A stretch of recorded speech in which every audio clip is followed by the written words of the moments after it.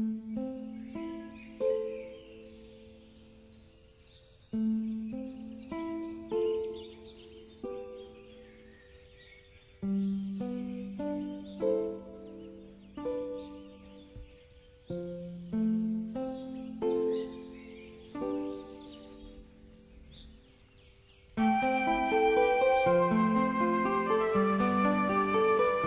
welcome to Awash with Colour in West Monaghan.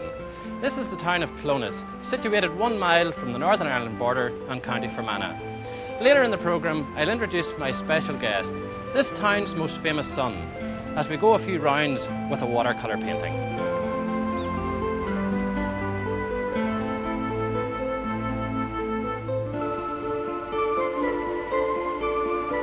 Clones has been inhabited since pre-Christian times and gets its name Awash, the meadow of Awash, from a local chieftain who was one of the earliest settlers.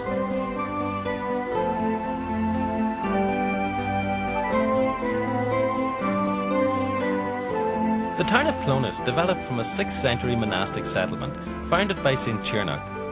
Although there is nothing left of the monastery today, St. Cernach's grave can still be seen. The tombstone is made from a solid block of stone which stands over the grave. It was usual for the founder of a monastery to be buried in the most important grave of the settlement.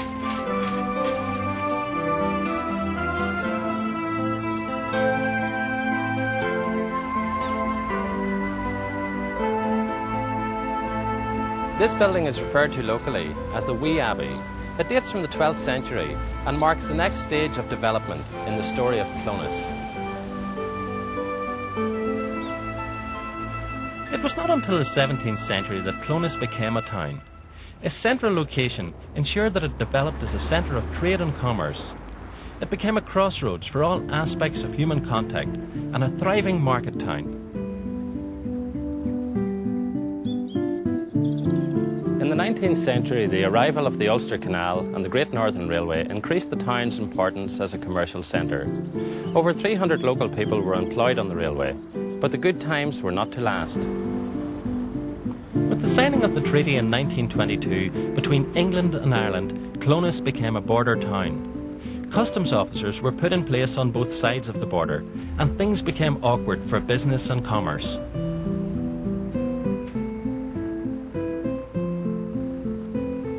In 1958, the railway was closed down. Today, all that is left of the railway is this canopy, but it is the symbol of the new Clones, as it is the centre of a park dedicated to Clones' boxing hero, Barry Mc Guigan.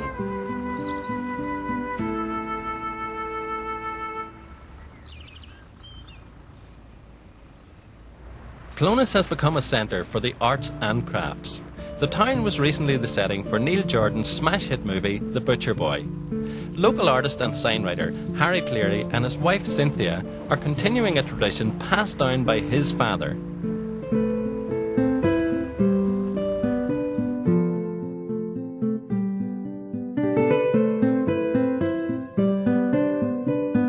I came to town doing a postgraduate programme. It was a design programme, and that's my background.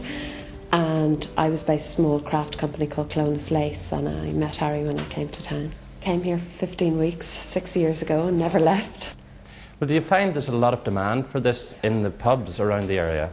Yeah, I think we do. I think pubs have changed. We've all seen how pubs have changed in the last sort of 10 years, especially in a small country town where they used to be quite traditional and interiors weren't that important and probably very male orientated, and now you get younger people, women, you know, and small towns like this do try to compete with the cities, so we've tried to bring an element of youth and bright colours and vibrancy, and, you know, for the people in this town so they don't have to move away. And what style is that?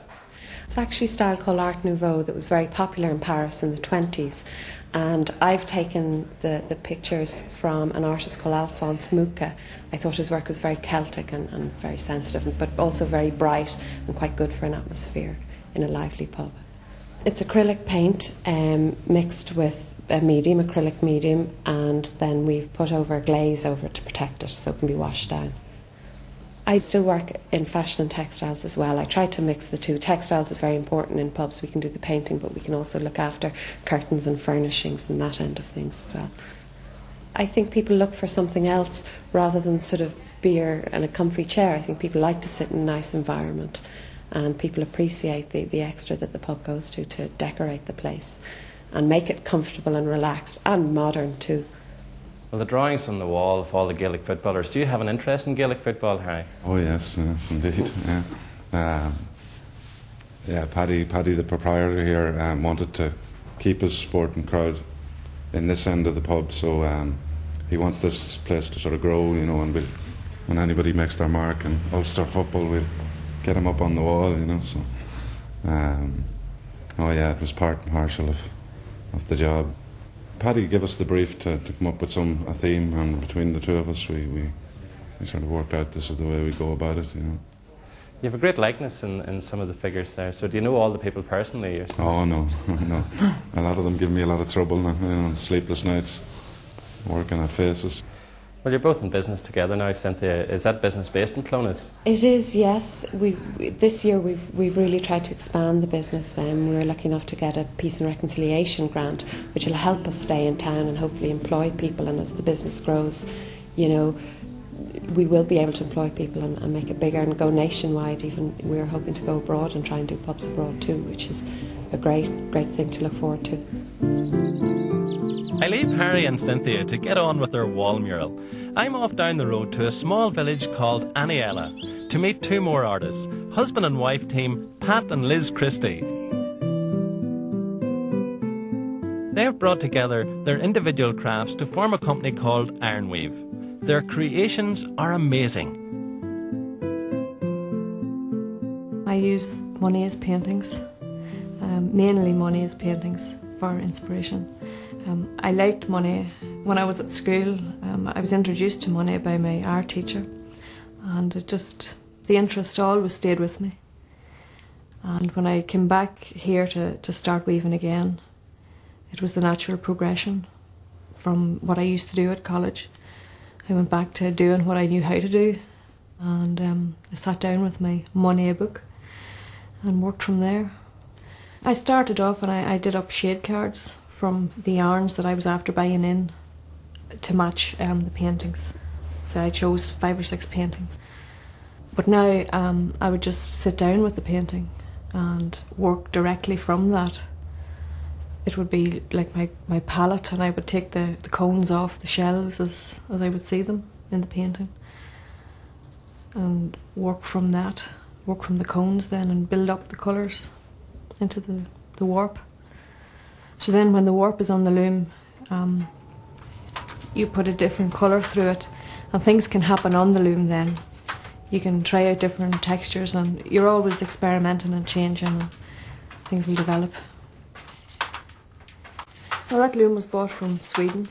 There's an agent in Dublin, she brings them in, and when it arrived, all the directions to put it together were in Swedish, so myself and my sister sat down and followed the diagrams. So we got it together. Well, Ironweave's a great name for a company. How did that all come about? Well, it's a combination of both our skills. Pat's the iron worker and I'm the weaver. And from I met Pat, I knew that there was a great potential to combine the two skills. I just saw that there was something there to combine the fabric and the iron. So that's how the idea for the screens developed. Is it always the Gothic style that you work in? No, sometimes we would use a simpler, cleaner lines for the screen. We do a chair to go with the screen. If it's a Gothic screen, there'll be a Gothic style chair to go with it. And for the other one, we'll do a simpler chair with a freestanding mirror as well.